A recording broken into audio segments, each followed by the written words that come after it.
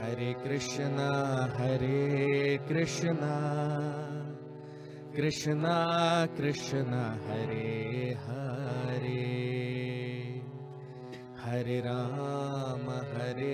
Rama, Rama Rama, Hare Hare. Hare Krishna, Krishna Krishna Hare Hare, Hare Rama, Rama Rama, Hare Hare. Hare Krishna,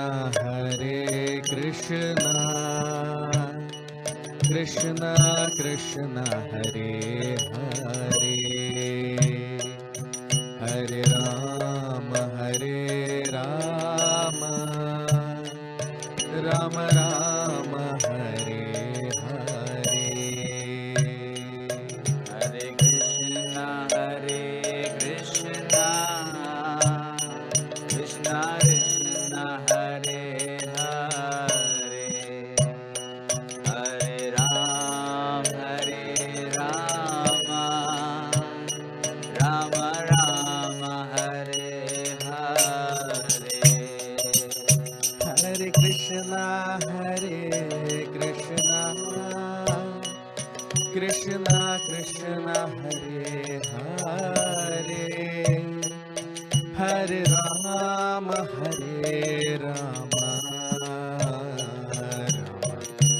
Rama Rama, Hare Hare. Hare Krishna,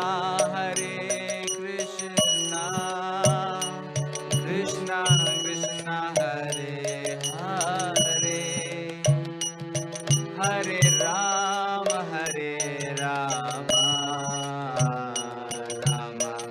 Rama Hare Hare. Hare Krishna, Krishna Krishna Hare Hare, Hare Rama, Rama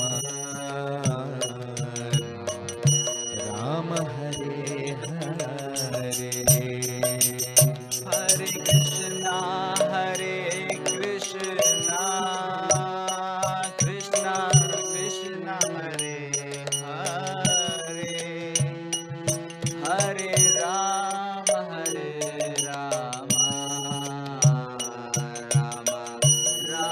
Hare Hare.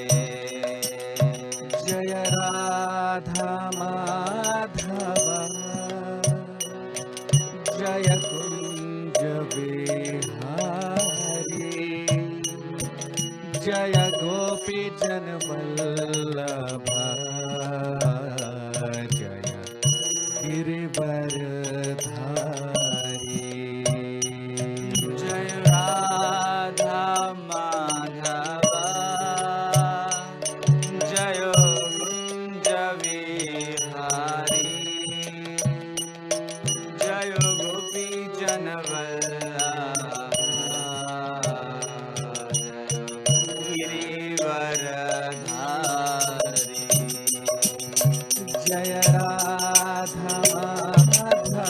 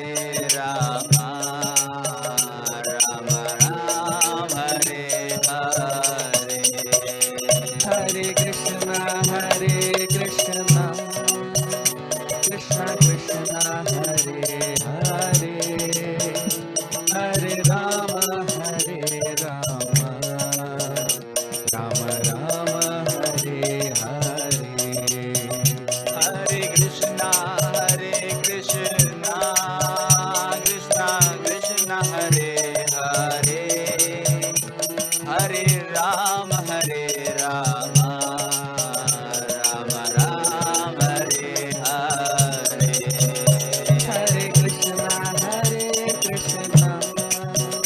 Krishna Krishna, Hare Hare, Hare Rama, Rama Hare Hare. Hare Krishna, Krishna Krishna, Hare Hare, Hare Rama, Rama Rama, Hare Hare. Hare Krishna, Krishna Krishna, Hare Hare, Hare Rama,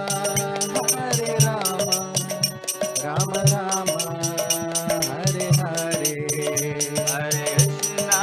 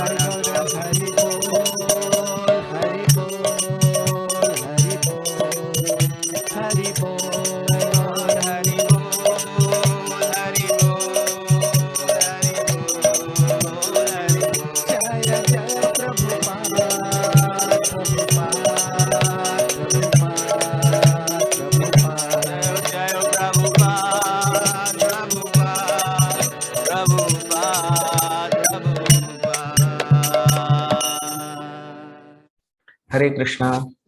So, a very warm welcome to all of you for today's session on the Srimad Bhagavatam. We'll start our session with the prayers. Om Namo Bhagavate Vasudevaya. Om Namo Bhagavate Vasudevaya. Om Namo Bhagavate Vasudevaya.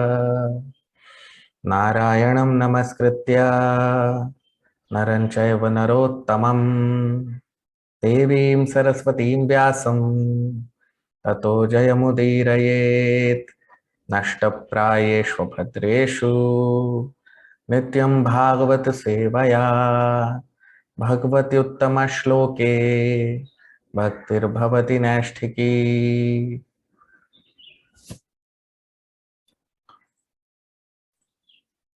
So we discussed in our previous session, Arjun, he is remembering the Lord and he is remembering how the Lord, he saved the Pandavas in all difficult situations. And whatever they are today, Arjun, he's speaking to Maharaj Yudhishthir, that whatever he is today is because of the mercy of Lord Krishna. So, like in our previous session, we saw Arjun, he is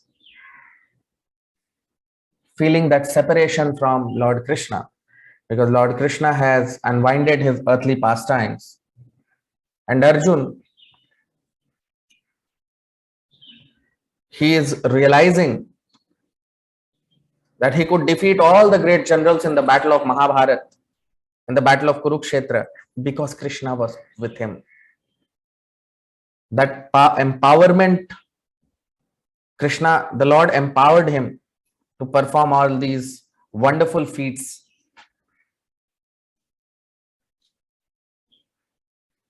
And we discussed that how Arjun was remembering that because of the Lord's mercy, he could in this body go to heavenly planet. He could get an elevated seat in the assembly of Indra. And he could even defeat a great demon to save the demigods. So such power, Arjun, such power was given to Arjun by the Lord. But when he was bringing back the wives of Lord Krishna from Dwarka, he was defeated by ordinary cowherd men. Because Krishna took away that power from him. So we see how devotees of the Lord are empowered by Krishna. Krishna empowers his devotees to do wonderful activities. And we see Arjun was talking about that, how he performed such wonderful activities because he was empowered by Lord Shri Krishna. Now today we'll start with text 21, shloka number 21. Tadvay dhanusta ishavah saratho hayaste soham rathi nripatayo yata anamanti sarvam kshanena tadabhuda sadisha riktam bhasmam hutam kuhakarid radhamivoktamushyam tadvay dhanusta ishavah saratho hayaste Soham rathi nripatayo yata anamanti sarvam kshanena tadabhuda sadisha riktam bhasmam hutam kuhaka radhamivoktamushyam. Translation: I have the very same Gandiv bow, the same arrows, the same chariot drawn by the same horses, and I use them as the same Arjun to whom all the kings offered their due respects. But in the absence of Lord Krishna, all of them at a moment's notice have become null and void. It is exactly like offering clarified butter on ashes, accumulating money with a magic wand, or sowing seeds on barren land. Now you see, what is Arjun saying? He is giving these three examples in this shloka. So what is he saying? He is saying Tadvay Dhanus Ta Ishavah Saratho Hayaste. Tadvay Dhanush. Dhanush means bow and arrows. So I have the same bow and the same arrows. Tadvay, that same bow and same arrows. Ta Ishavah Saratho Hayaste. And Ta Ishavaha. Same arrows I have, same bow I have. Ishava means arrows. Sa Ratho Hayaste. And I have the same Rath, the same chariot. Hayaste. And the same horses. These chariots are also driven by the same horses. I have the same bow, I have the same arrows, I have the same chariot and driven by the same horses. Soham Rathin Dripatayo Yat Anamanti. And I am also the same person. This bow is the same, arrow is the same, chariot is the same, horses are the same. I am also that same Arjun. Dripato yat anamanti. Anamanti. Namanti means to bow down. Dripati means kings. I am that same Arjun. All the kings used to come and offer their respects to me. That same Arjun I am.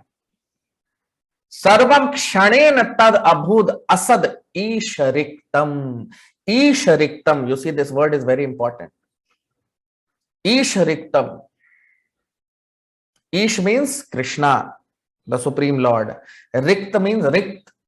In Sanskrit, Rikt, we say Rikt means empty, void, zero. Empty generally, empty word is used. So because Krishna is not there, empty, Ishariktam.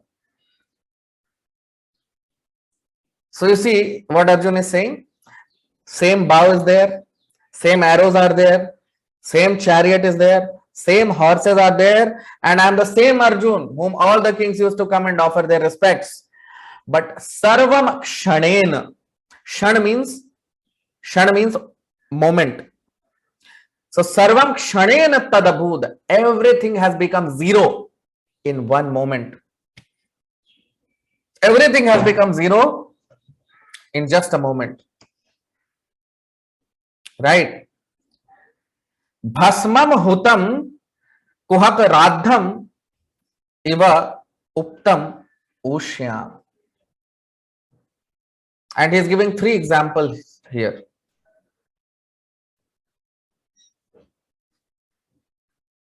He is saying everything has become zero at once, just like bhasmam hutam. Just like when we off, it's like, and nothing is value. Now there is no value to anything. Why? So he's giving 3 examples. It's like bhasmam hutam, like pouring ghee or clarified butter on ashes. Bhasm means ashes, and hutam means offering. So if yajna is going on, if you offer clarified butter on wood, then wood become ashes. But if you pour clarified butter on ashes, nothing will happen. No use. It's useless. Offering clarified butter or offering ghee to ashes is useless, because acid, the wood has already become ashes. So it's like offering ghee to ashes, that means it is useless. Kuhak radham. Kuhak radham. Kuhak radham means securing money by some tricks. That is also useless, because it cannot happen. You can get money only when Krishna is merciful. Otherwise, if we think that by some magic we'll get money, that is impossible. And again, it's that of no use to try to aspire to get money by some magical feats. It's not possible. And ivoptam ushyam, or sowing seeds in a barren land, in a desert. Ushya means desert, barren land. So if you sow seed in a desert, is it of any use? No use. So everything, what Arjun is saying here, what is he trying to say here? He's trying to say that I am that same Arjun whom all the kings used to come and offer their respects. I have the same Gandiv bow. I have the same arrows. I have the same chariot driven by the same horses. Everything is same. But you see, on your screen, you can all see the word which I am pointing out. Tad abhud asad. Asad. Asat means, Sat means spirit. Asat means matter. Asat also means useless, because matter actually is useless. There is no use of matter because matter will deteriorate and end with time. So he's saying everything is asad. Why? Ishariktam, because Krishna is not there. Krishna's mercy is not there. So I have the same bow, same arrow, same chariot, same horses. I am that same Arjun, but everything has become useless because Krishna is not with me. Ishariktam. It is this, everything has become empty because Isha, Lord, is not there. So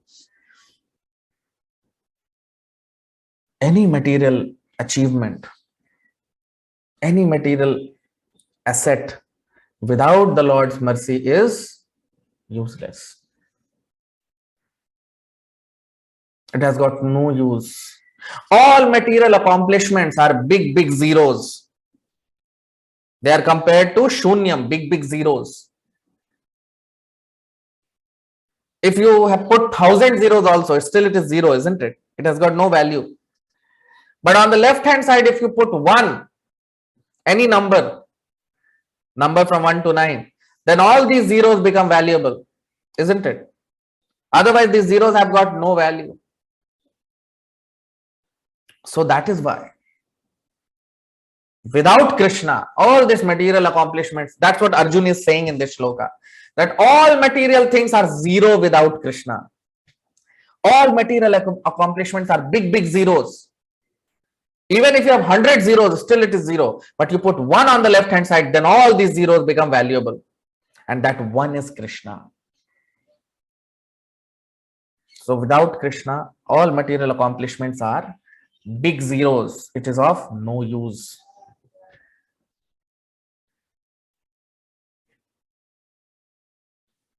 So it is mentioned, we will see in the Bhagavatam, there is a very beautiful shloka. It says that Bhagavad Bhakti Vihinasya Jati Shastra Japastapaha Apranasya Dehasya Mandanam Lokaranjanam. Bhagavad Bhakti Vihinasya, if Bhagavad Bhakti is not there, if devotion to Krishna is not there,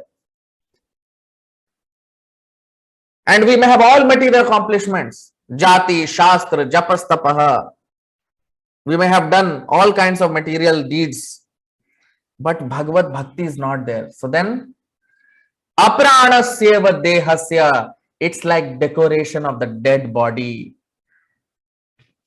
All material accomplishments are decoration of the dead body. Just like if Krishna is not there, if bhakti to Krishna is not there, then all material accomplishments are decoration of the dead body. How much ever you decorate the dead body, what is the use? Right?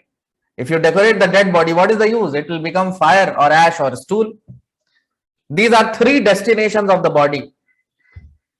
Either the body will become stool, or the body will become earth, or the body will become ash. These are the 3 destinations of the body.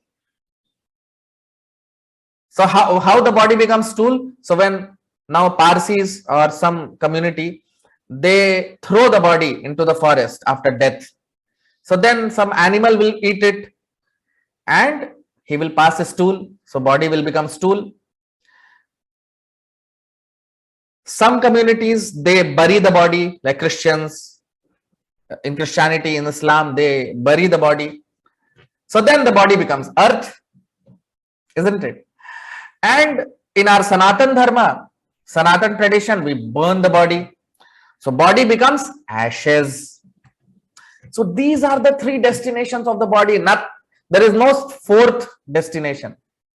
Either the body will become earth, or the body will become stool, or the body will become ashes. So anything related to the body, all material accomplishments, they are all zero. It will turn into either ash or stool or earth. And that's what Arjun is experiencing here in this shloka. Now, text 22 and 23. Rajam stvayanu prishtanam suhridamna suhritpure viprashapa vimudhanam nignatam mushtibhirmitah varunim madiram pitva madonmathita chetasam ajanatam ivanyonyam chatuh panchavasheshitah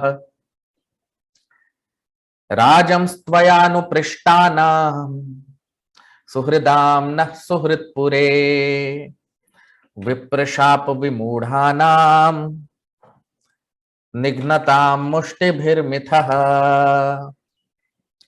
varunim madiram pitva madonmathita chetasam ajanatamiva nyonyam chatuh panchavashoshita. Translation. O king, since you have asked about our friends and relatives in the city of Dwarka, I'll inform you that all of them were cursed by the Brahmanas, and as a result they all became intoxicated with wine made of purified rice and fought amongst themselves with sticks, not even recognizing one another. Now all but 4 or 5 of them are dead and gone. You see, so what Arjun is saying here. So Arjun is now, because Yudhishthir Maharaj in the previous chapter we saw, he is asking Arjun about the different family members or the different characters in the city of Dwarka who are all associates of Lord Krishna, the Yadu, in the Yadu dynasty. So Yudhishthir Maharaj is asking about all of them. So what is Arjun saying here? That you asked about all these relatives, but they have fought each other and they all have killed each other without even recognizing who is what.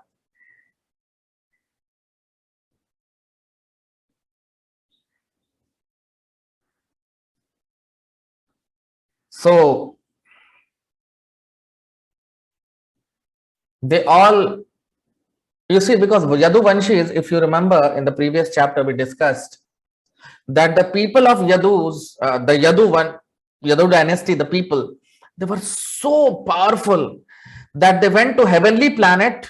If you all might remember in the previous chapter we discussed that they went to heavenly planet, Swargloka, and from there they brought the parliament on earth in Dwarka. They were so powerful that no demigod could even think of competing with them. They were so powerful, the Yadu dynasty people. So who can defeat them? Who can kill them? No one can kill them. Because they were so powerful that no one can kill them. No one can even touch them. So that's why the arrangement was made by the Lord, so that they only kill each other and they only end each other. So that the Yadu dynasty could end.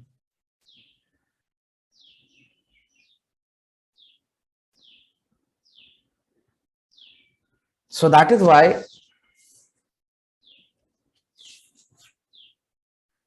that pastime is there. Maybe I'll tell you this pastime in detail later on, but just in brief, that pastime is there that Samba, he disguised himself as a pregnant woman and he went before some sage, some rishi, some saintly person, and he became offended by that.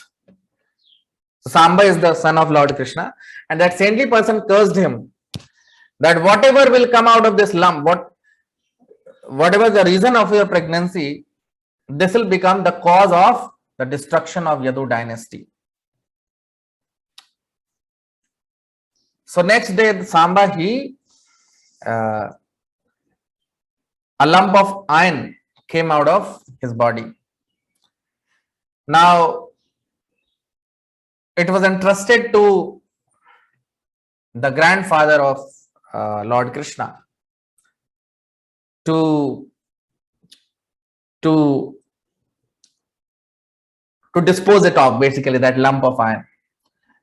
So because they feared that ultimately it will become the cause for destruction of the Yadu dynasty, so he chopped it into very, very small pieces and he threw it into the ocean. But ocean does not keep anything. So again it came back, and on the beach, all these pieces became almost like kind of you can say kind of small plants of iron, kind of a thing with thorns like iron. So when everything, the battle of Kurukshetra got over, and Krishna and Balram, they were there. So suddenly they all drank, like here it is said, they all drank wine made of purified rice. That's what you see here in the shloka. Rajam stavayun tvayanu prishtanam. Tvayanu prishtanam. So basically the Rajans means the Yadu kings. So what did they do? So they Suhridam nah suhrid pure Viprashap vimudhanam. Viprashap, because a Brahmana had cursed them because of the shap. Shap means curse. Because of the curse of a Brahmana, Rajam Tvayanu Prishtam. So Arjun is saying that you asked about the Yadus. So, and these Yadus were living in Dwarika. Nighnatam Mushtibhir Mithaha. So induced by the curse of a Brahmana, these Yadus, Nignatam Mushtibhir Mithaha, they killed each other. They killed each other because they fought amongst, you see, that's what is mentioned here. Mithaha, mitha means to fight. A raw fight is called mithaha. And generally this fight happens because some party speaks something to some other party. So they were all intoxicated because of liquor, and they started abusing each other. And then it is said, Varuni Madiram Pitva, and they drank Madira.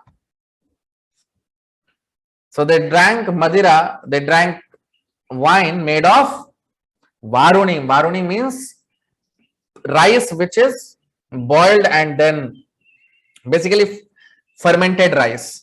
So they drank liquor made of fermented rice.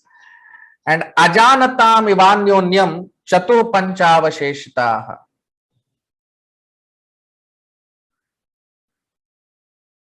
So Chatuh Panch, Chatuh means 4, Panch Avasheshit, Avashesh means leftover.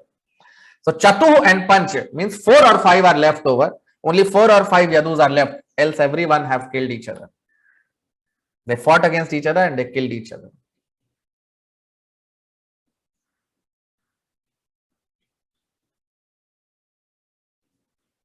So except 4 or 5 Yadus, all are dead and gone. That's what Arjun is telling here. So this is how the Yadus died. Because no one can kill Yadus. Only if they kill each other, only then they will, only then the Yadus will descend from this earthly planet. So Krishna has a plan for his devotees. And devotees of Krishna are very powerful. So because Yadus were very powerful, no one can kill them. So they only killed each other according to Krishna's plan, and they went back to Krishna. Now, text 24, shloka number 24. Prayana tad bhagavata ishvarasya vicheshtitam mitho nignanti bhutani bhavayanti cha yanmithaha. Prayana tad bhagavata ishvarasya vicheshtitam mitho nignanti bhutani bhavayanti cha yanmithaha. Translation. So actually, this is all due to the supreme will of the Lord, personality of Godhead. Sometimes people kill one another, and at other times they protect one another. Now you see what is Arjun saying here. He's saying, Prayena etad bhagavata. Prayan means generally, most of the time, etad bhagavata, this is because of Bhagavat, this is because of Krishna. Ishvarasya vicheshtitam, it is because of his desire. Vicheshtitam means his desire. So it's because of the Lord's desire that all these things happened. The Yadus killed each other because of the Lord's desire. Mitho nignanti, because of the Lord's desire, sometimes people kill each other, and sometimes the people bhavayanti chayanmithaha, they protect each other. So sometimes the people kill each other, and sometimes the people protect each other. This all happens because of the will of Krishna.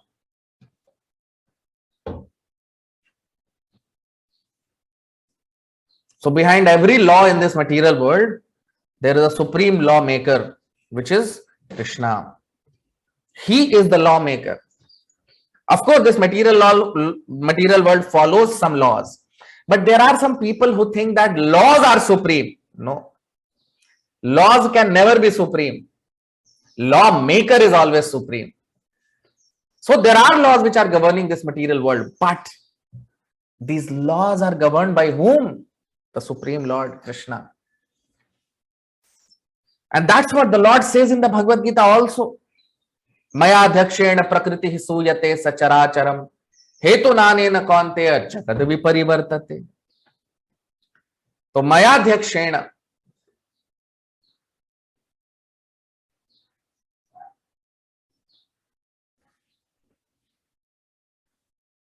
so he says that maya dhakshena, under my direction, prakriti, this whole material nature is working under my direction. It is me who is the director of this whole creation.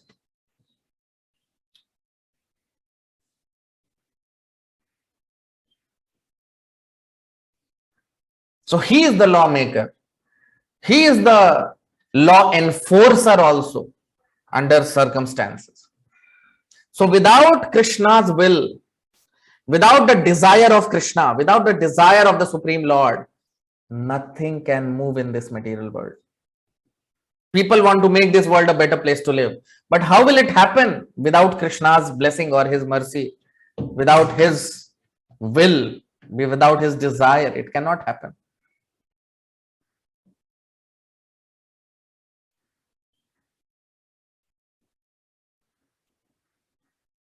So that is why whatever we see in this material world, good or bad, ultimately the Lord is the controller.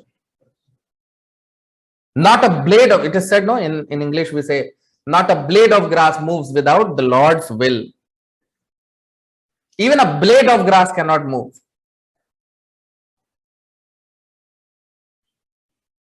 So does that mean someone is good or bad? Lord is responsible? No. Country is not responsible for someone becoming a terrorist, isn't it? The country gives freedom to people to choose. But country is not responsible if someone becomes a terrorist, right? Similarly, the Lord is not responsible for someone becoming good or bad. But how this world will function, that he will decide. Macro level, the Lord will decide how everything will happen. Kali Yuga is 4,32,000 years. Dwapar Yuga is 8,64,000 years. So all these plannings are done by Krishna. We cannot change that. We cannot change how this world will run, how this world will function, how this earth will rotate around sun or sun will rotate around earth. We cannot change that. No one can change that. When the monsoon will come, when rainfalls will come, when the seasons will change, you have no control. But whether I'll become a devotee of Krishna or I'll become a demon, that is under my control.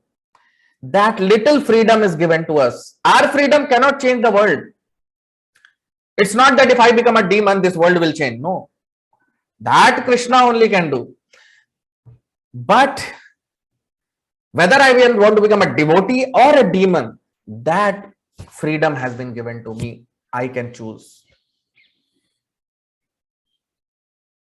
Right? So that is why whenever there is disobedient, whenever there is people become disobedient to the laws of Krishna, laws of God, then all these kinds of wars, pestilence, natural calamities, all these things start happening. When people disobey the laws given by God.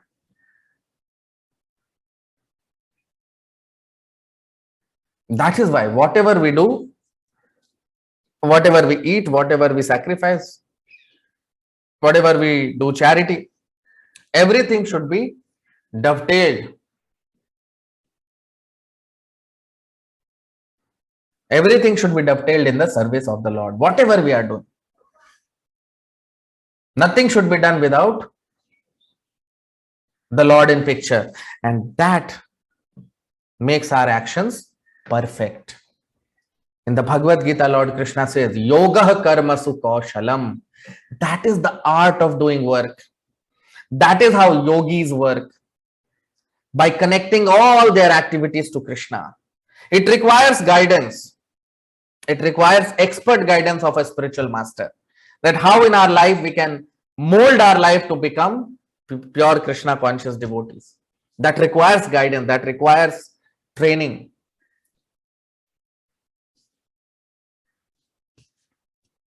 But the end result is yoga karma sukoshalam, that ultimately everything is done for the pleasure of the Lord. This is called the art of doing work.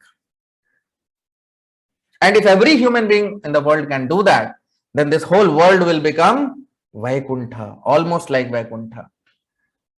Because there will be no misery. Because everyone is working for pleasure of Krishna. So this world will become Vaikuntha.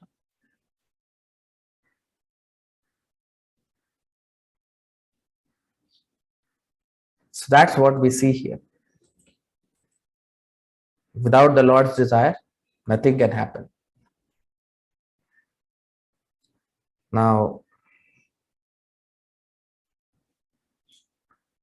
text 25 and 26.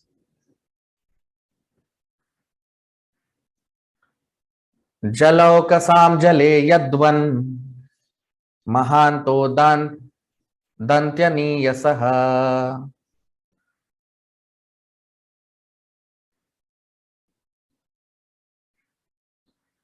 Durbalan balino rajan mahanto balino mithaha evam balishthar yadubhir mahadbhir itaran vibhuhu yadun yadubhir anyonyam bhubharan sanjaharaha jalaukasam jale yadvan mahanto dantyani yasaha Durbalan balino rajan mahanto balino mithaha evam balishthar yadubhir mahadbhir itaran vibhuhu yadun yadubhir anyonyam bhubharan sanjaharaha.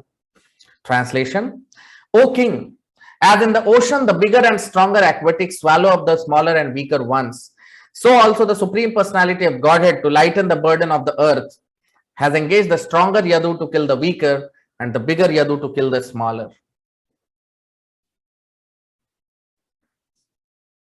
Now you see, what is Arjun saying here?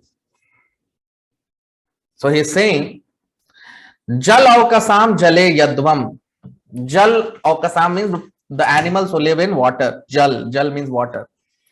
So aquatics. Jale Yadvan, like they live in water, they live in ocean or rivers. So Mahanto Danti Aniyasaha. Mahanto Danti. So those who are Mahan means big whales, big aquatics. Adanti means smaller aquatics. Aniyasaha, they, Ani means to swallow. So the big whales, they swallow small fishes, right? Durbalan balino rajan, mahanto balino mithaha. Similarly, Durbal means weaker yadus, weaker kings. Mahanto balino mithaha. The weaker yadus were killed by Mahan or stronger yadus. Evam balishthar yadubhir. So Arjun is saying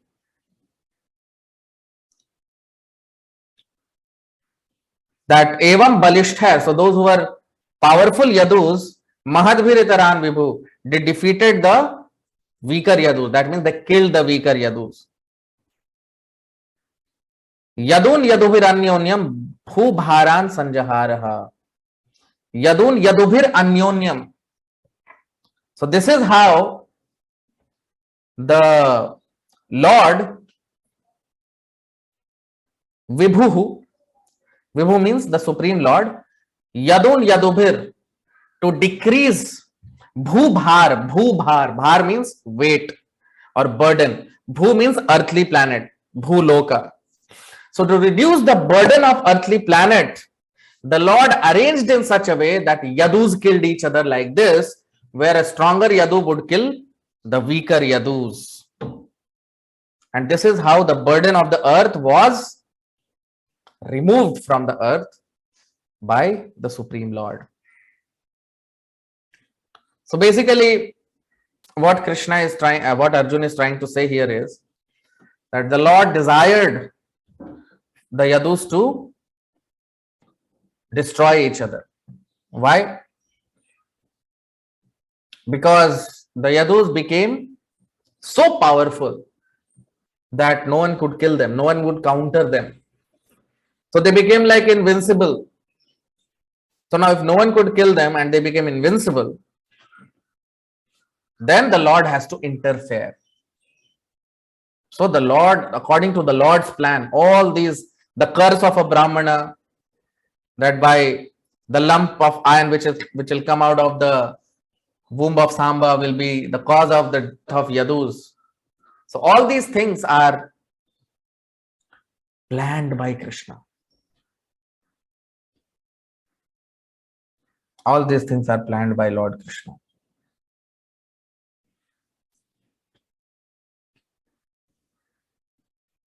And how the Yadus, they became dissatisfied of each other.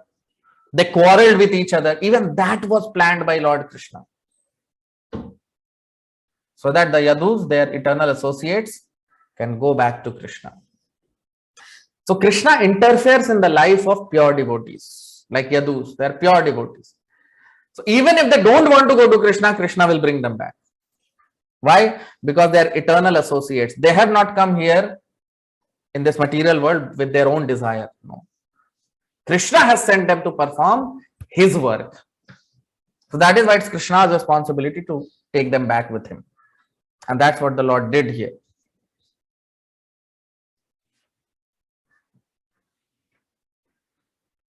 So in this material world, because people want to conquer each other, with this material world, everyone wants to become the Lord. So that's why there is fight, quarrel, and people kill each other. Same happened with Yadus, but here in the case of Yadus, it was Lord's intervention, his divine intervention, because of which all these things happened. So that is what we see here.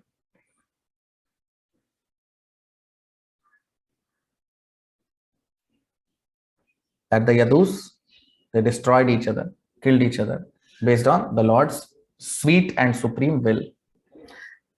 So all of you can like the video, you can all comment on the video, We'll stop here. We'll continue our discussion in the next session. Thank you so much. Hare Krishna. जय राधा माधव जय कुंज बिहारी जय गोपी जन वल्लभ गिरिवरधारी जय राधा माधव जय कुंज बिहारी जय गोपी जन वल्लभ जय गिरिवरधारी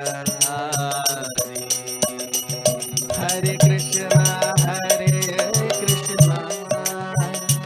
कृष्णा कृष्णा हरे हरे हरे राम राम राम हरे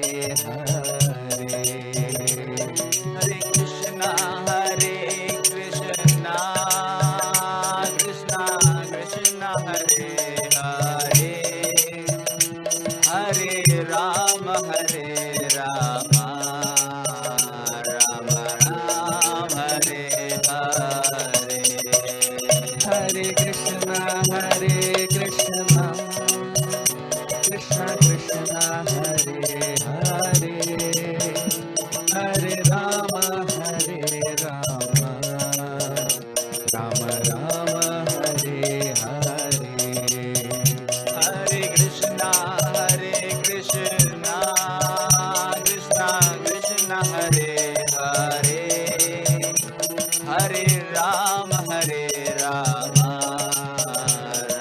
राम हरे हरे हरे कृष्णा कृष्णा हरे हरे हरे राम राम हरे हरे हरे कृष्णा कृष्णा कृष्णा हरे हरे हरे राम राम राम हरे हरे हरे कृष्णा कृष्णा कृष्णा हरे हरे हरे राम राम राम हरे हरे हरे कृष्णा। आप सबका बहुत बहुत स्वागत, हार्दिक अभिनंदन। आज के भागवत के सत्र में प्रार्थना के साथ अपने सत्र को प्रारंभ करेंगे। ओम नमो भगवते वासुदेवाय। ओम नमो भगवते वासुदेवाय। ओम नमो भगवते वासुदेवाय। नारायणं नमस्कृत्य नरं चैव नरोत्तमं देवीं सरस्वतीं व्यासं ततो जयमुदीरयेत्। नष्टप्रायेष्वभद्रेषु नित्यं भागवत सेवया भगवति उत्तमश्लोके भक्तिर्भवति नैष्ठिकी। तो हमने देखा अपने पिछले सत्रों में कि किस तरह से अर्जुन भगवान श्री कृष्ण का स्मरण कर रहा है और युधिष्ठिर महाराज से वो कह रहा है कि किस तरह से भगवान ने हर समय पांडवों की रक्षा की, उनकी सुरक्षा की। और जो भी उन्होंने, जैसे अर्जुन ने, हमने पिछले सत्रों में देखा, उसने कहा कि मैं इसी शरीर में स्वर्गलोक चला गया, स्वर्गलोक में जाके इंद्रदेव की सभा में मुझे आसन मिला, और उसे पता है कि ये सब भगवान की कृपा से हुआ। और यही नहीं, स्वर्गलोक में जाके उसने एक बहुत बड़े दैत्य को भी हरा दिया जिसे देवी देवता भी नहीं हरा पा रहे थे। तो ये सारी शक्ति। और फिर हमने देखा पिछले सत्रों में वो ये भी कह रहा है कि इतने सब बड़े बड़े मैंने कर्म किए, लेकिन जब भगवान की पत्नियों को वो उनकी सुरक्षा करते हुए वापस ला रहा था, तो साधारण ग्वालों ने अर्जुन को हरा दिया। क्योंकि भगवान शक्ति दे भी सकते हैं और वही शक्ति वापस भी ले सकते हैं। तो अर्जुन ये सारी लीलाओं का स्मरण कर रहा है भगवान के साथ, और उसे ये पता है कि ये सब कुछ भगवान के द्वारा, उनकी कृपा के वजह से, उनकी कृपा के कारण ये सारे जो दिव्य क्रियाएं उसने की वो सब उनकी कृपा से ही हुआ, भगवान श्री कृष्ण की कृपा से। अब आज हम 21वें श्लोक से अपनी चर्चा को प्रारंभ करेंगे। 21वां श्लोक। तद्वै धनुस्त इषवः सरथो हयास्ते सोहम रथी नृपतयो यत आनमन्ति सर्वं क्षणेन तदभूद सदीश रिक्तम् भस्मं हुतं कुहकराद्धमिवोक्तमूष्याम् तद्वै धनुस्त इषवः सरथो हयास्ते सोहम रथी नृपतयो यत आनमन्ति सर्वं क्षणेन तदभूदासद ईश रिक्तम् भस्मं हुतं कुहकराद्धमिवोक्तम ओष्याम। Translation, अनुवाद। I have the very same Gandiv bow, the same arrows, the same chariot drawn by the same horses, and I use them as the same Arjun to whom all the kings offered their due respects. But in the absence of Lord Krishna, all of them at a moment's notice have become null and void. It is exactly like offering clarified butter on ashes, accumulating money with a magic wand, or sowing seeds on barren land. अब हम इसका अनुवाद देख लेते हैं हिंदी में। तो अर्जुन कह रहा है महाराज युधिष्ठिर से कि मेरे पास वही गांडीव धनुष है, वही तीर है, वही रथ है, वही घोड़े हैं, और मैं वही अर्जुन हूं जिनको बड़े बड़े राजाओं ने जिसका गुणगान किया। लेकिन भगवान कृष्ण जब नहीं है तो सब कुछ एक क्षण में शून्य हो चुका है। ये उसी तरह है कि जिस तरह हम राख पे अगर घी डालें या जादू से पैसा धन कमाने की कोशिश करें, या फिर रेगिस्तान में बीज डालें, बीज बोएं। तो आप देखिए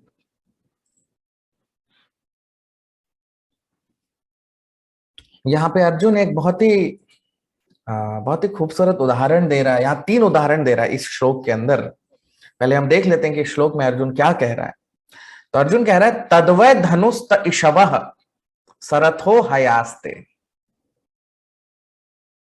तद्वै धनुष, तो कह रहा है कि तद्वै मेरे पास वही धनुष है, त इषवः और वही तीर हैं जो धनुष पे मैं चला रहा हूं,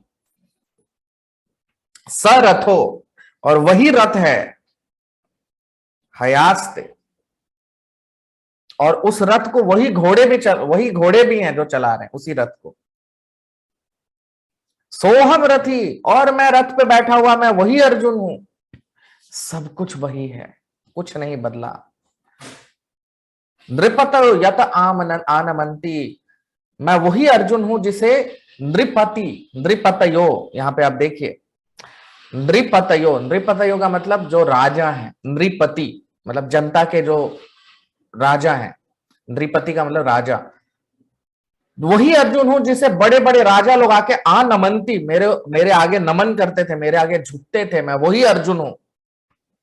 तो क्या क्या कह रहा है अर्जुन? मेरे पास वही धनुष है, वही तीर है, वही रथ है, वही घोड़े हैं, और मैं वही अर्जुन हूं जिसके आगे बड़े बड़े राजा नतमस्तक हो जाते थे, झुक जाते थे। लेकिन सर्वम क्षणेन तद अभूत सद ईशरिक्तम। सर्वम, लेकिन ये सब कुछ क्षणेन, एक क्षण में, तद अभूत क्या हो गया है? असद हो चुका है। असद का मतलब सत का मतलब जिसका कोई महत्व है, असत का मतलब जिसका कोई महत्व नहीं है, शून्य। या असत का मतलब जड़ भी कहते हैं या शून्य भी कह सकते हैं, क्योंकि जड़ वस्तु जो भी है उसे शून्य ही हम समझ सकते हैं। तो अर्जुन कह रहा है असद ईश रिक्तम। तो क्या कह रहा है कि मेरे पास वही धनुष है, वही तीर है, वही घोड़े हैं, वही रथ है, और मैं भी वही अर्जुन हूं, लेकिन सब कुछ एक क्षण में शून्य हो गया। क्यों? सब कुछ असद हो गया। क्यों? ईश रिक्तम, क्योंकि भगवान हमारे जीवन, भगवान रिक्त का रिक्त स्थान हम कहते हैं ना, रिक्त स्थान भरिए। रिक्त का मतलब खत्म। भगवान नहीं है तो सब कुछ खत्म हो गया। भगवान का आशीर्वाद नहीं है तो किसी चीज का कोई महत्व नहीं, सब कुछ का महत्व न खत्म हो गया। और वो 3 उदाहरण दे रहा है इसको बताते हुए। भस्मम हुतम, जिस तरह भस्म में, यानी राख जो होती है, राख जो भभूत या भस्म, अगर उसमें हम घी डालें तो उससे कोई फायदा होगा? कुछ नहीं होगा। लकड़ी में घी डालेंगे तो लकड़ी जल जाएगा और राख बन जाएगा, लेकिन राख में घी डालेंगे तो कोई फायदा नहीं होगा। तो वही कह रहा है, वो राख में घी डालने जैसा है। कुहक, कुहक राधम, या फिर किसी जादू के तरीके से धन कमाने जैसा, जिसका कोई महत्व नहीं है, वो है। या फिर इवोप्तमोश्याम, या फिर उश्याम यानी रेगिस्तान में, या बंजर जमीन पे, बंजर भूमि पे बीज डालने जैसा है, बीज बोने जैसा है। तो अगर हम राख के ऊपर घी डालेंगे तो उसका कोई महत्व है? नहीं, कोई महत्व नहीं। अगर हम जादुई तरीके से धन कमाना चाहेंगे तो उसका कोई महत्व है? कोई महत्व नहीं। या फिर हम अगर रेगिस्तान में या जहां पे बंजर भूमि पे अगर हम उसमें बीज डालेंगे तो उसका कोई महत्व है? कोई महत्व है, कोई मतलब नहीं। बंजर भूमि पे अगर आप बीज डालते भी हैं तो उसका कोई महत्व नहीं। तो अर्जुन यही कह रहा है कि सब कुछ है मेरे पास, वही धनुष है, वही तीर है, वही रथ है, वही घोड़े हैं, मैं भी वही हूं, लेकिन भगवान नहीं है तो इन सब का सारा महत्व नष्ट हो चुका है। कोई महत्व नहीं है इन सब वस्तुओं का, सब शून्य है। बिना भगवान की कृपा के सब शून्य है। मैं भी शून्य हूं, ये रथ भी शून्य है, सब कुछ शून्य है। सब कुछ इस भौतिक जगत में जो भी हम भौतिक वस्तुएं अर्जित करते हैं या भौतिक चीजें अर्जित करते हैं, ये सब बड़े बड़े शून्य के बराबर है। आप कितनी भी बड़ी बड़ी चीजें कर ले, वो उतने शून्य हम बढ़ा रहे हैं। अगर शून्य आप कितना भी बढ़ा दें, आप 1000 शून्य भी लिख दें तो भी वो रहेगा तो शून्य ही ना। आप अगर 1000 शून्य भी लिख दें तो भी वो शून्य ही रहेगा। जब तक आप उसके बाएं हाथ पे 1 न लगा दें तब तक ये सारे शून्य का कोई महत्व नहीं है। तो भगवान से विमुख जो भी वस्तु है उसे जड़ कहते हैं। और जड़ वस्तु हम कितनी भी इकट्ठा कर लें, भौतिक वस्तु हम कितनी भी इकट्ठा कर लें, वो सब शून्य के बराबर है, क्योंकि वो समय के साथ नष्ट हो जाएगी।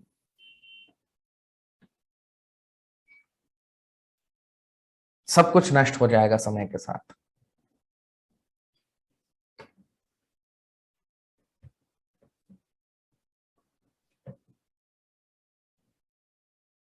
लेकिन अगर उन्हीं सारे शून्यों के इस तरफ बाएं हाथ पे अगर हम 1 लगा दें या कोई भी अंक लिख दें 1 से 9 तक में, तो ये सारे शून्यों का महत्व बढ़ जाएगा, ये सारे शून्य का मूल्य बढ़ जाएगा। नहीं तो सब शून्य है, लेकिन अगर 1 लग गया तो वो सारे शून्य का महत्व हो जाएगा।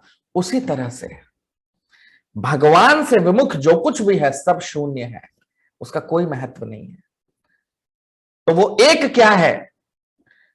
तो सारे शून्यों के इधर एक लग जाए तो शून्यों का महत्व बढ़ जाता है। वो एक क्या है? वो है कृष्ण।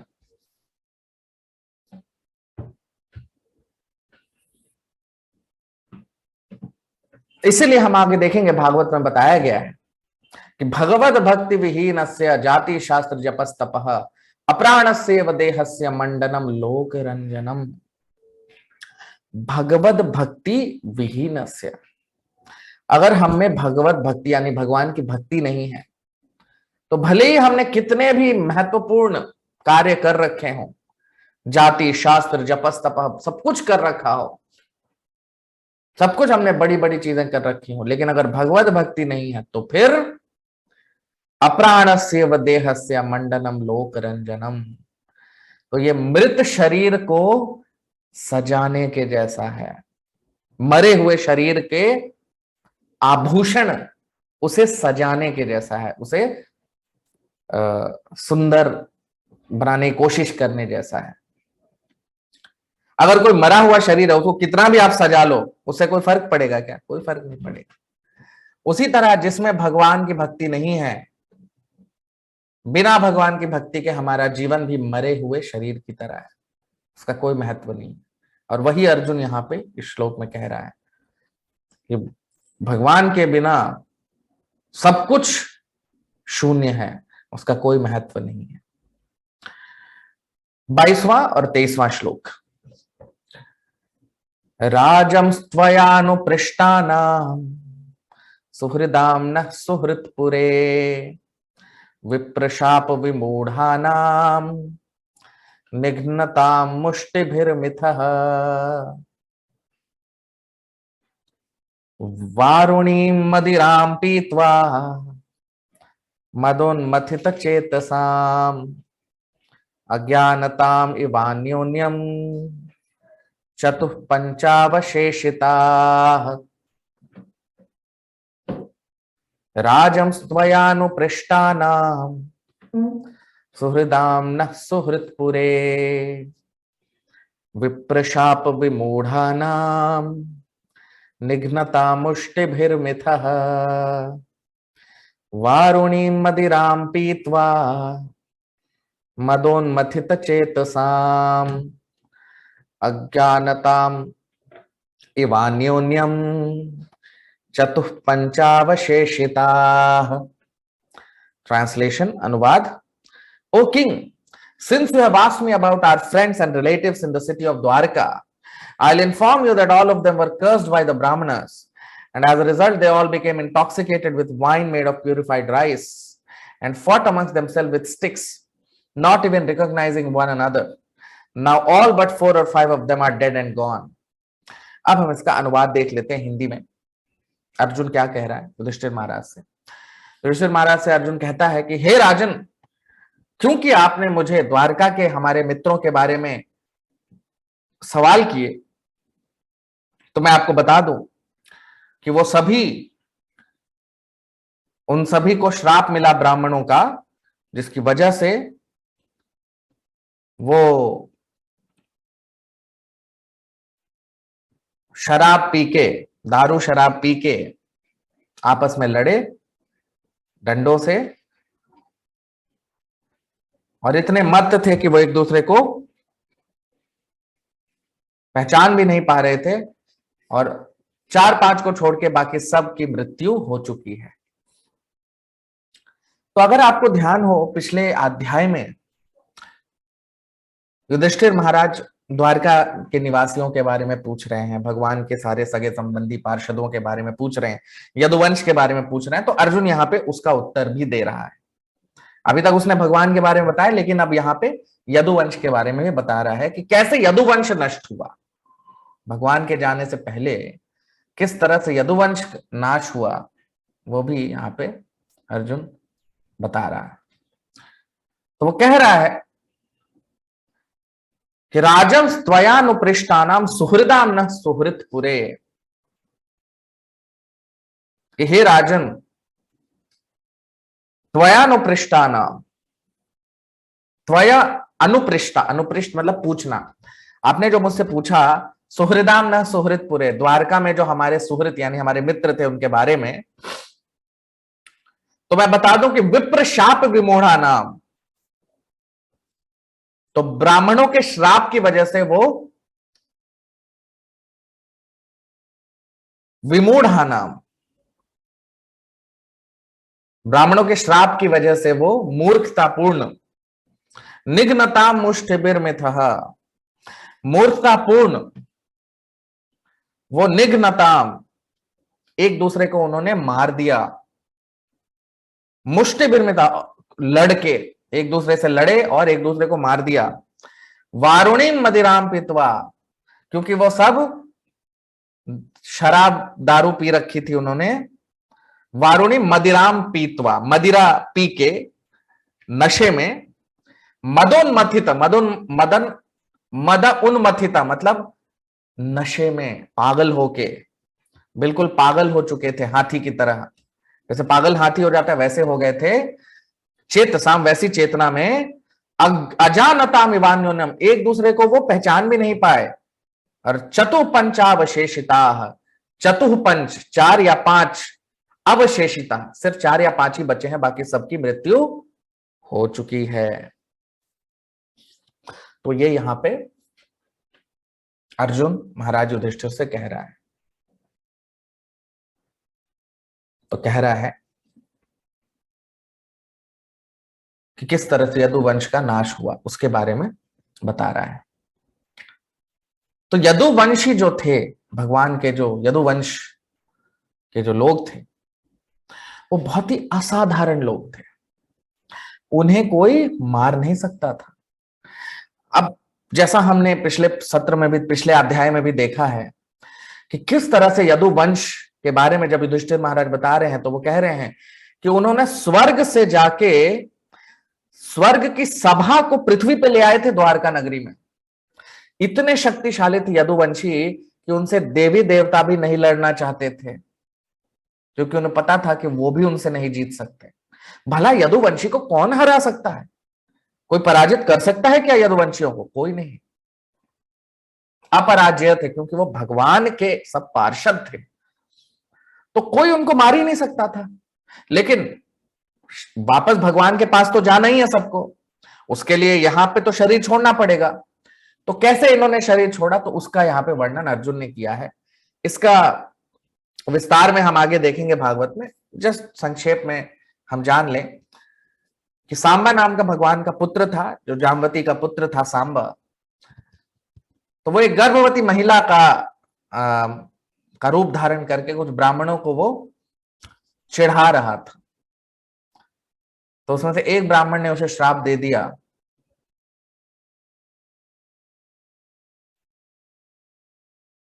कि तुम्हारे पेट में जो ये जो जिसकी वजह से तुम्हारे गर्भ में जो है, यही कारण बनेगा तुम्हारे सारे यदुवंश की मृत्यु का। तो अगले दिन सांबा के गर्भ से वो एक लोहे का लोथड़ा जैसा निकल गया। तो अब सबको पता लग गया कि अब इससे यदुवंश का नाश होगा। तो उसे जो भगवान श्री कृष्ण के जो दादाजी थे उनको ये उत्तरदायित्व दिया गया कि वो उसको कहीं पे छिपा दें या ठिकाने लगा दें। तो उन्होंने उसको छोटे छोटे टुकड़ों में बांट दिया और उसे समुद्र में बहा दिया। लेकिन समुद्र कभी किसी चीज को रखता तो है नहीं, वो वापस आ जाता है। तो वापस आया और वो तट पे, समुद्र के तट पे वो पौधे बन के पैदा हुए, वो छोटे छोटे कण, और सब लोहे के, उसमें लोहे जैसी शक्ति थी।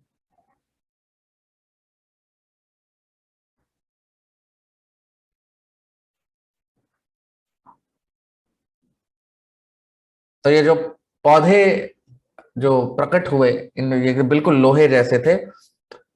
तो यदुवंशी सब आपस में मदिरा पिया उन्होंने, एक दूसरे को पहचान भी नहीं पाया, और उसी पौधे से जो उन्होंने छड़ी बनाई थी उससे एक दूसरे को मारा और सबकी मृत्यु हो गई।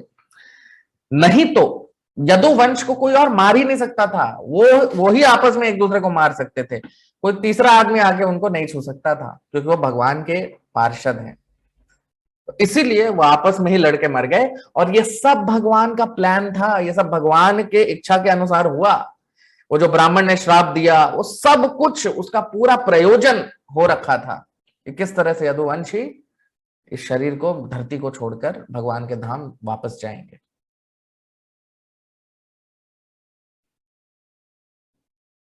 तो वो हम यहाँ पे देख रहे हैं कि भगवान यदुवंशी को अपने साथ वापस लेके जाना चाहते थे, और इसीलिए उन्होंने ये पूरा प्रयोजन तैयार किया था किस तरह से वो ये अब संसार को छोड़कर, भौतिक संसार को छोड़कर आध्यात्मिक जगत में प्रवेश करेंगे। अब 24वां श्लोक, प्रायण तद भगवत ईश्वरस्य विचेष्टितम मिथो निघ्नन्ति भूतानि भावयन्ति च यन्मिथः। प्रायण तद भगवत ईश्वरस्य विचेष्टितम मिथो निघ्नन्ति भूतानि भावयन्ति च यन्मिथः। ट्रांसलेशन, अनुवाद। Factually, this is all due to the supreme will of the Lord, personality of Godhead. Sometimes people kill one another, and at other times they protect one another. अब हम इसका अनुवाद देख लेते हैं हिंदी में। तो अर्जुन कह रहा है युधिष्ठिर महाराज से कि ये सब भगवान की इच्छा से होता है। कभी लोग अब एक दूसरे को की रक्षा करते हैं, और कभी ऐसा समय आता है कि एक दूसरे को मारने के लिए तैयार हो जाते हैं। तो आप देखिए अब अर्जुन क्या कह रहा है इस श्लोक में। आप देखिए यहां पे एक शब्द का प्रयोग किया, ईश्वरस्य विचेष्टितम। ईश्वर की इच्छा से सब कुछ होता है। सब जो भी इस जगत में जो भी कुछ हो रहा है, सब ईश्वर की इच्छा से होता है।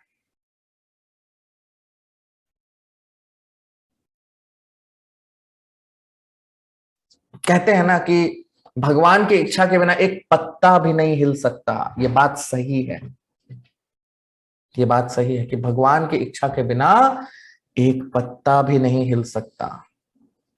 ईश्वरस्य विचेष्टितम, उनकी चेष्टा से, उनकी इच्छा से सब कुछ हो रहा है।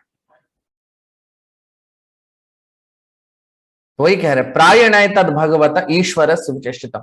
ईश्वर की इच्छा से सब कुछ हो रहा है। अर्जुन कह रहा है युधिष्ठिर महाराज से, मिथो निघ्नन्ति भूतानि। कई बार लोग एक दूसरे को मार देते हैं, भावयन्ति च यन्मिथः, और कई बार एक दूसरे को बचाते भी हैं।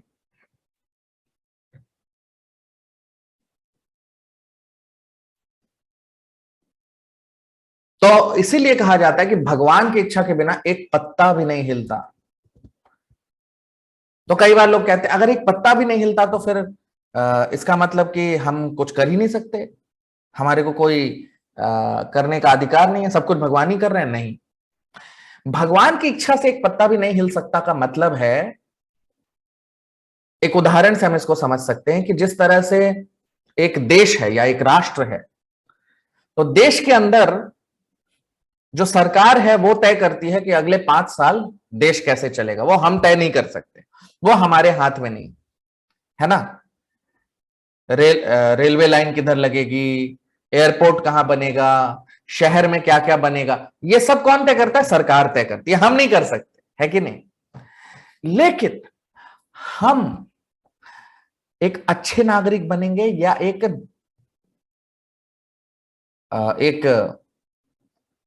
गलत नागरिक बनेंगे, एक अपराधी बनेंगे, ये कौन तय करेगा? सरकार तय करेगी? नहीं। इसी को तो स्वेच्छा कहा गया है। अगर आपके पास विकल्प ही ना हो चुनने का, तो फिर प्रेम कैसे होगा? तो हमें वो स्वेच्छा भगवान ने दी है, उसी को कहते हैं फ्रीडम, उसी को कहते हैं स्वेच्छा। तो वो स्वेच्छा हमको मिली है जिसके अनुसार हम चुन सकते हैं कि हम अच्छे इंसान बनना चाहते हैं या बुरे। ये हमें चुनने का विकल्प दिया गया है। हम भक्त बनना चाहते हैं भगवान के या अभक्त बनना चाहते हैं भगवान के, ये हमें चुनना है। ये हमें भगवान ने थोड़ा बहुत ही छोटी सी स्वेच्छा दी है। छोटी क्यों कहते हैं? क्योंकि हमारे चुनने से हम भक्त बने या दानव बने, असुर बने, इससे सृष्टि में कोई परिवर्तन नहीं आने वाला है। ये सृष्टि तो वैसे ही चलेगी जैसा भगवान चाहते हैं। कलयुग 4,32,000 साल का है, सतयुग 8,64,000 साल, ये भगवान ने तय कर दिया, ये हम नहीं बदल सकते, है ना। हम ये सृष्टि कैसे चलेगी वो नहीं बदल सकते। हम क्या बदल सकते हैं? हम क्या बनेंगे? हम भक्ति करेंगे भगवान की, या फिर हम असुर बनना चाहते हैं, राक्षस बनना चाहते हैं, ये हमें तय करना। ये भगवान तय चाहे तो कर सकते, लेकिन भगवान ने है हमको स्वेच्छा ये हमको दी है कि हम वो तय कर सकते हैं। इसीलिए कहा जाता है कि भगवान की इच्छा के बिना एक पत्ता भी नहीं हिल सकता, लेकिन हम क्या बनेंगे, भक्त बनेंगे या अभक्त बनेंगे, उसका विकल्प हमारे पास है।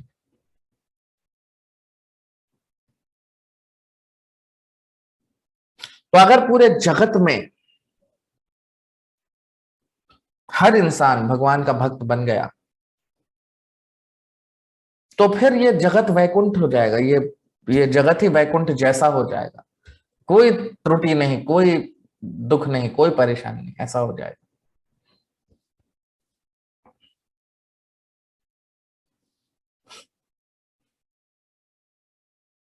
तो इसीलिए इस सृष्टि में जो कुछ भी चल रहा है ये भगवान की इच्छा से हो रहा है।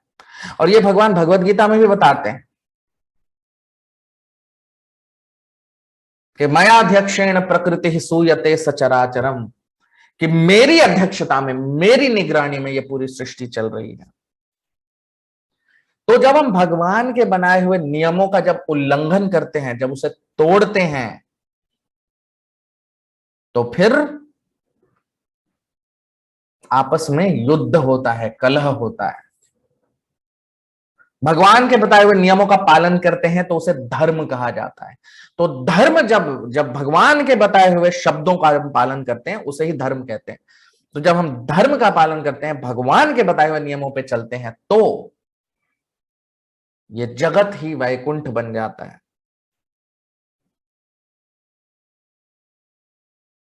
ये जगत को भी हम वापस से हम सुंदर बना सकते हैं अगर हम भगवान के बताए हुए नियमों पे चलें तो। इसीलिए कई बार लोग कहते हैं दुनिया में कैसे शांति होगी। ये शांति वांति तभी होगी जब भगवान तुष्ट होंगे, क्योंकि सृष्टि हमने नहीं बनाई, न हमारे लिए बनी है। किसने बनाई है? भगवान ने बनाई है। किसके लिए बनाई है? उनका प्रयोजन है, हमारा प्रयोजन नहीं है। तो इसीलिए हर इंसान का ये दायित्व है, ये उसका बहुत ही महत्वपूर्ण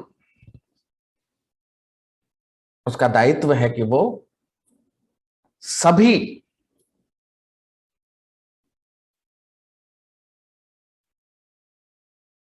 जो भी इस सृष्टि में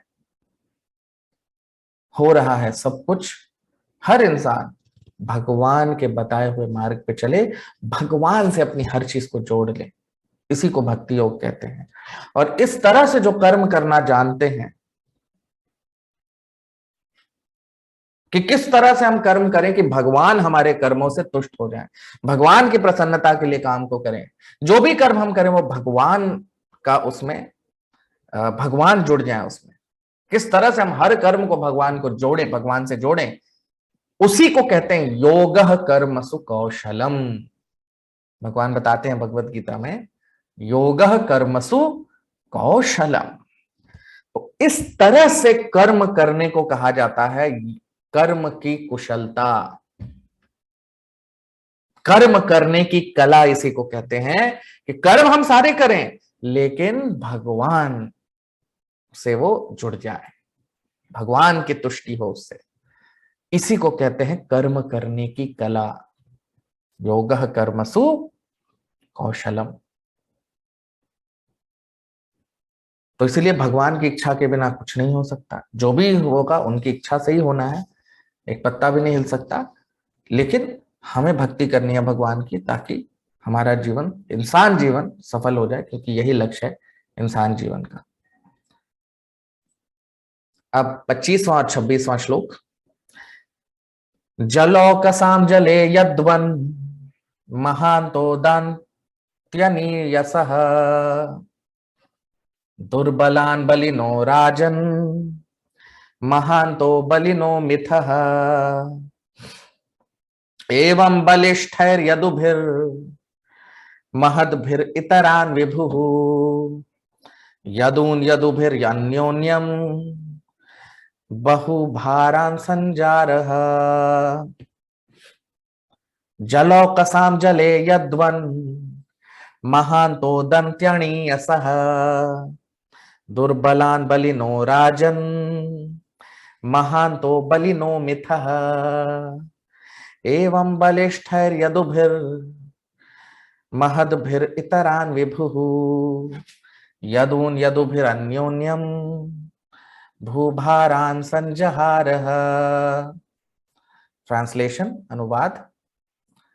O king, as in the ocean the bigger and stronger aquatics swallow up the smaller and weaker ones, so also the Supreme Personality of Godhead, to lighten the burden of the earth, has engaged the stronger Yadu to kill the weaker and the bigger Yadu to kill the smaller.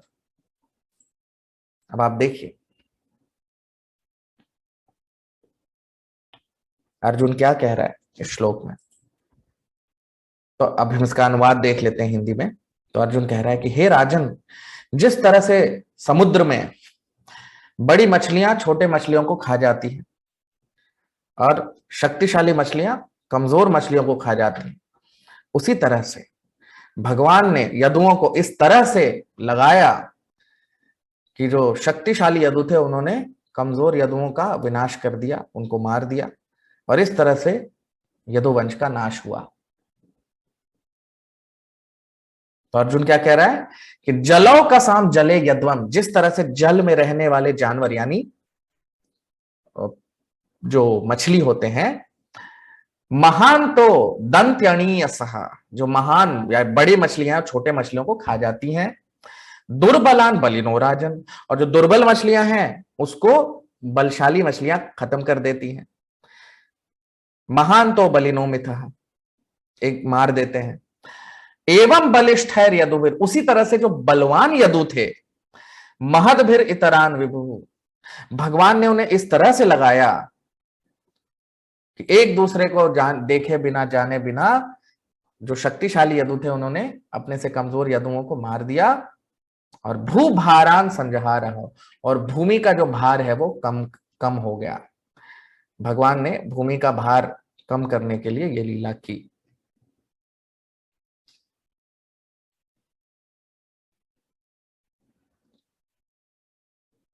तो हम यहां भी देख रहे हैं किस तरह से भगवान ने यदुओं को लगाया।